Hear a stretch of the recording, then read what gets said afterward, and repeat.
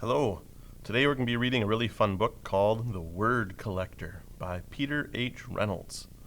And while I read this book, I encourage you to pause the video every now and then and to see how many of these words floating around that you can read. I'll read some of them in the book, but there'll be some pages where there's just a whole bunch.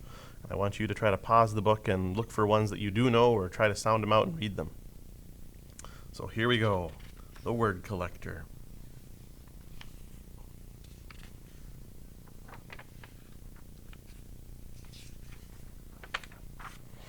This says, dedicated to Dick Robinson, who has inspired word collectors worldwide. Collectors collect things. Some people collect stamps. Some people collect coins. Others collect rocks. Some collect art. Some collect bugs.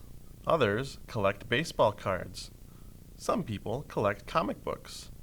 And Jerome? What did he collect? Jerome collected words, like wonder. He collected words he heard. My trip to Peru was perfectly pleasant. Certain words caught his attention. Peru. He collected words he saw. Certain words jumped out at him. Willow tea shop. Willow. He collected words he read. Certain words popped off the page. Emerald. That's from the book Wizard of Oz. Short and sweet words. Spark, bloom, drift, dream. Two-syllable treats. Treasure, motif, whisper, candid, hover, glimmer. And multi-syllable words that sounded like songs. Wonderful, symphony, kaleidoscope, guacamole, geometry. There were words that he did not know the meaning at first, but they were marvelous to say. Aromatic, vociferous, evanescent. There were words whose sounds were perfectly suited to their meaning. Molasses, Tyrannosaurus rex, torrential, smudge. There's a smudge with a smudge. Bellow.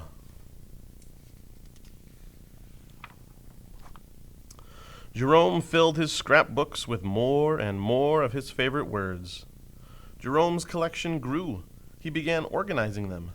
Dreamy, science, sad, action, poetic. One day, while transporting them, Jerome slipped and his words went flying.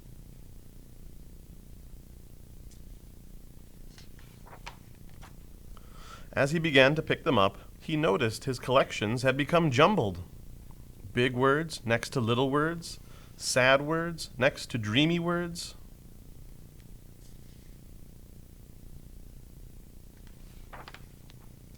Jerome began stringing words together.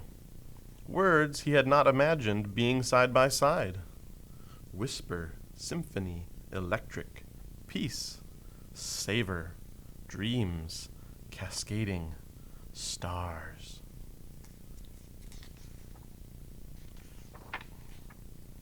He used his words to write poems. He used his poems to make songs. They moved. They delighted. Some of his simplest words were his most powerful. He says, I understand. I'm sorry. Thank you. You matter.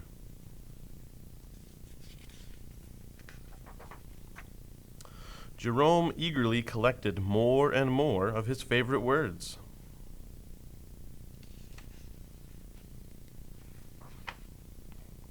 The more words he knew, the more clearly he could share with the world what he was thinking, feeling, and dreaming. One breezy afternoon, Jerome climbed the highest hill, pulling a wagon packed with his word collection. He smiled as he emptied his collection of words into the wind.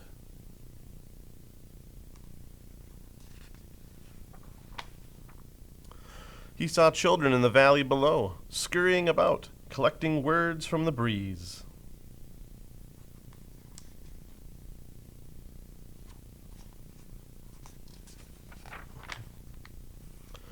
Jerome had no words to describe how happy that made him.